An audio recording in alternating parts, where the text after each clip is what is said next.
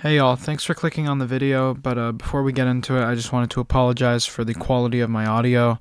I had a mic setting on completely on accident, and I understand if you cannot watch the video simply because it is too bad. If you can, I applaud you for your resilience, because Lord knows I couldn't.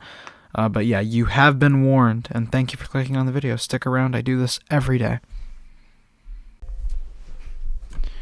Hello and welcome to the Dracula cast. It is your host Dracula, and today we are talking about my movie Dracula. Today we're talking about Bram Stoker's Dracula. It's a very hard name to say. Directed by Francis Ford Coppola in the late or early 80s, I want to say. There's a lot to talk about with this film. First off, I'll tell you right now, I adored it. I really, really liked this film. This is a 10 out of 10 for me. Sure, it's not a perfect movie. There are definitely flaws and some things that I'm just kind of biased about liking, but we're here to talk about it anyway. So let's start with the story in case you haven't seen it, and in case you're wondering who the hell Bram Stoker is. Bram Stoker was a writer who wrote a version of Dracula in the early 30s, I want to say, and this is a presumably very faithful adaptation of his story by the Francis Ford Coppola, by the very own Francis Ford Coppola. So there is a lot to like about this film. First of all, I love the Coppola style you can feel in this movie.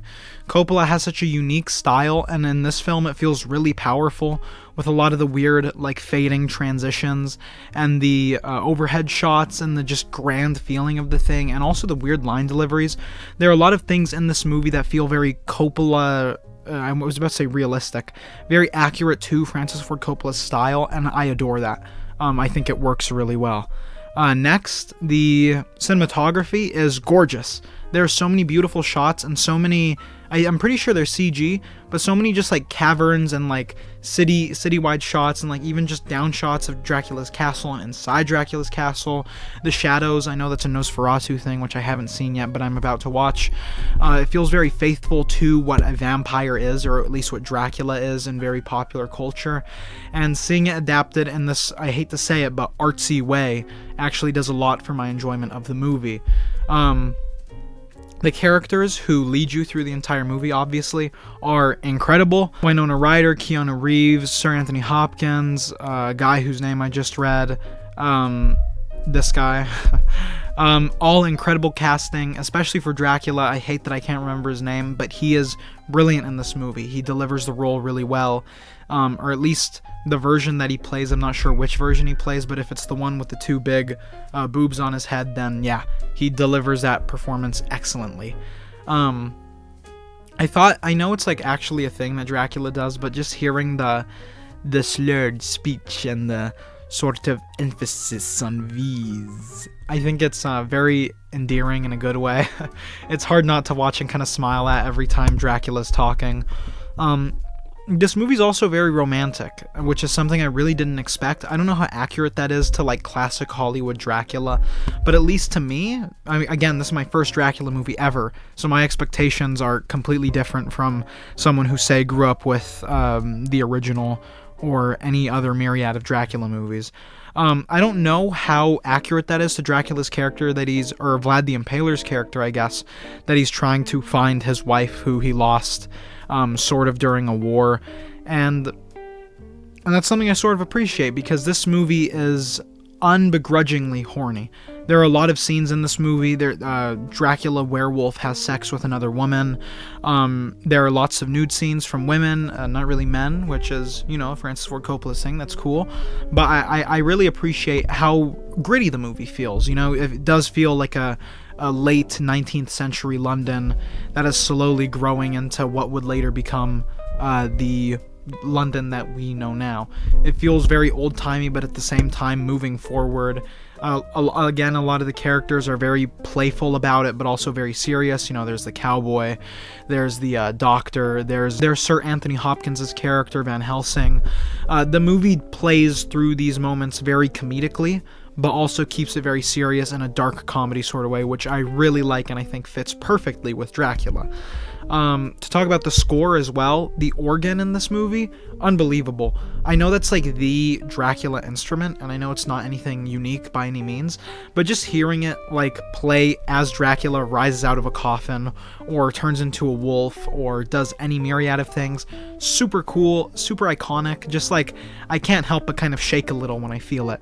And going back to how over the top this movie is very bloody. There's a lot of violence in this movie, which makes sense. Dracula is a guy who drinks blood. I'm thinking mainly to the scene where, and this is a spoiler, or not a spoiler, I'll be very vague about it. This reminds me of a scene, or I'm mainly thinking to a scene where one certain female character who's rather important to the story dies, and her bed literally erupts with blood, like Nightmare on Elm Street, third kill of the movie or whatever it is. I really appreciate just how over the top it is. It fits the world of Dracula very well. Again and again, the like sexual deviantness is also really appreciated, because this guy is a demon.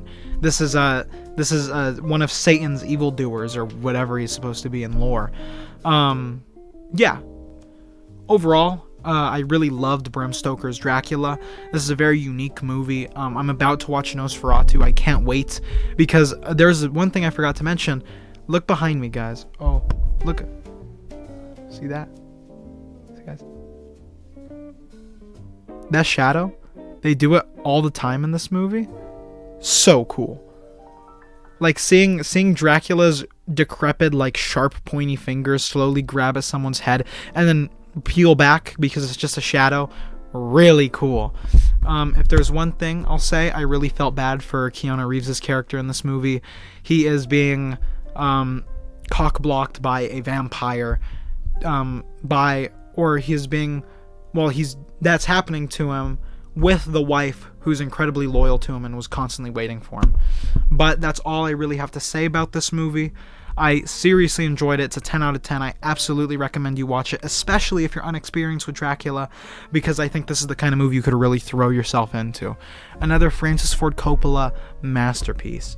But with all that out of the way, I hope you have a wonderful day, and I will see you in my castle. Mwah!